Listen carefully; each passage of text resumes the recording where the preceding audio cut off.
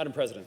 Senator from Kansas. Madam President, thank you. I joined the bipartisan infrastructure group of 22 senators. I'm one of the originals, and I did so for a number of reasons. One, how important infrastructure is to Kansas and to the country.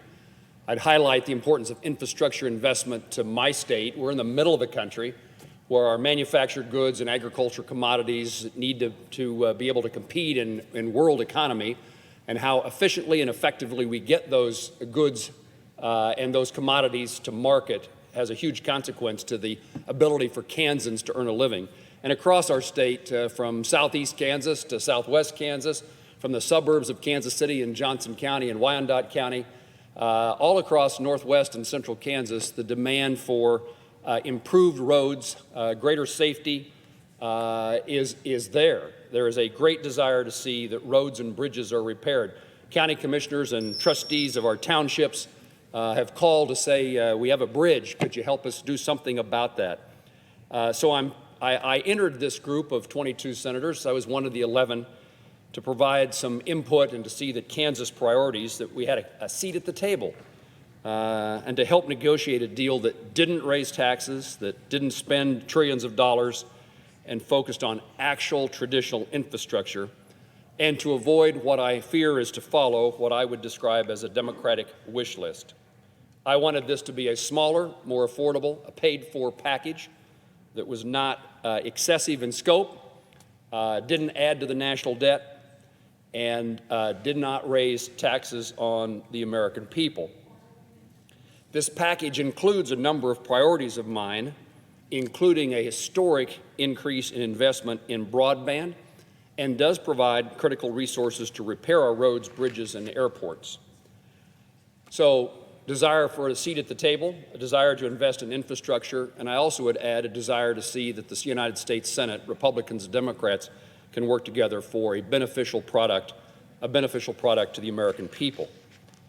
However, from the very beginning, I outlined criteria that would be needed to be met for my support on any final outcome of the negotiations. My priority was that the bill be paid for and therefore not raise the national debt. Half of the new spending in this bill is not offset with reduced spending or increases in non-tax revenues. The Congressional Budget Office scores this bill as adding $250 billion to the national debt.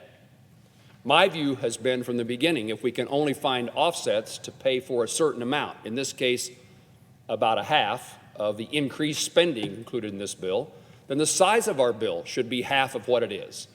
If you can only find a way to pay for half of what you're spending, then spend less money. Spend half as much less money.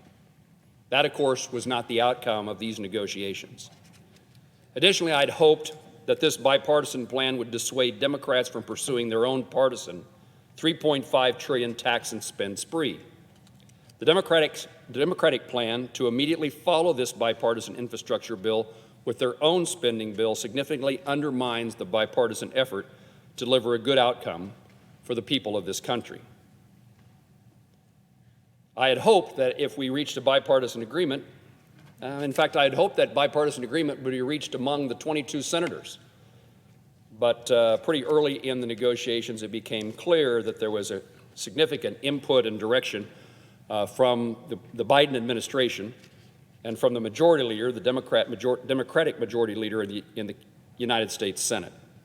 So instead of negotiating with my colleagues and seeking an outcome that we supported, it had to be run by those who are in the White House and those who are the leadership of the Democratic members of the United States Senate.